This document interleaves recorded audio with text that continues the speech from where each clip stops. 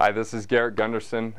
You may have seen me on CNBC, I was on Squawk on the Street, or Fox News, or all these different things because I'm a financial advocate and I'm out there to make sure that people can become empowered financially.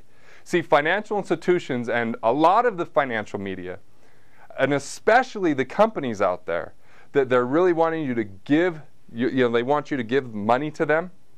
They're providing you with false information at best.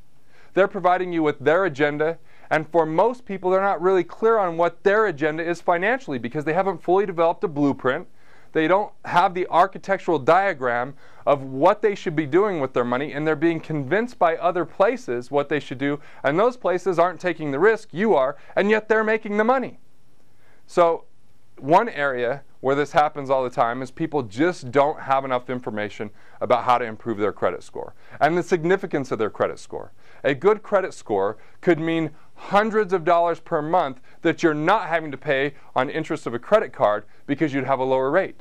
It could mean thousands of dollars a month if we're talking about a mortgage and the difference in interest rates. This stuff impacts your bottom line. And so let me give you a couple tips. One of my good friends, Phil Tyrone, I have a radio show and I was interviewing him, and he created a program called 7 Steps to a 720, referring to your credit score. And while he was on the radio show for 60 minutes with me, I was texting my wife. Yes, I was hosting and texting at the same time. Yes, I'm admitting that on camera right now. But I was texting, hey, try and do this, go do that, from the tips he was giving me on the radio show. And within 30 days, our credit score improved 83 points. We were always paying on time. We are very responsible financially, and I was even in the financial world. But most people just don't have the right information when it comes to credit. And so what I did is I hired Phil and I became a contract licensee and went through his program so that I could help other people with their credit as well.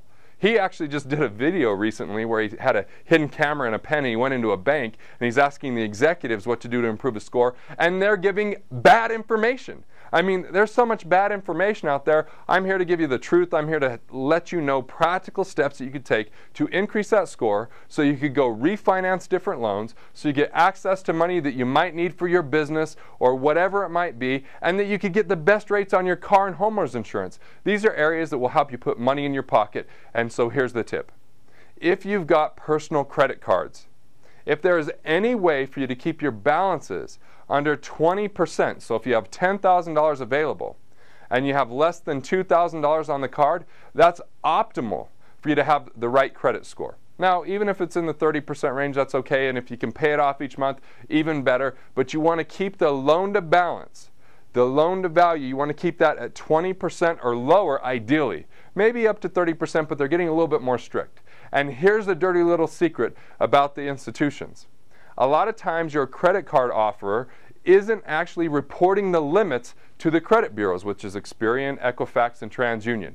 You can look at your credit score and you can get one of these reports and you can see, are they reporting the amount that's available to you? Because if they're not, whatever you're charging may look like the card's maxed out and they're saying, hey, you're over leveraged, you've borrowed way too much money, but it's about the amount available. If you borrowed a little in relation to the amount available, even if that little was thousands of dollars, but you had plenty available to you, that keeps your credit score more pristine. If you had a $500 credit card limit and you've maxed it out at $500, that looks terrible. It looks like you're completely leveraged and no money available to you. The more available to you on these cards, and the less that you've actually used, and keeping them active and paying them down, the better your credit score. So if there's a way to do that, that would really help you out with your credit score, is make sure to keep the balances limited and make sure that that top balance is being reported. Go ahead and make the phone calls, go ahead and get the reports, and talk to your credit agencies, send in letters to them, and make sure that your credit card companies are reporting your limits, because they don't do it as a trick that no one else is offering, because the lower the score, the less traffic you're getting for better options for other credit card offers, and so that's part of the reason they don't do it. I want to make sure you're empowered. I want to make sure that you recover cash, that you put that money in your pocket so it's useful, and no longer will you pay the ignorance tax.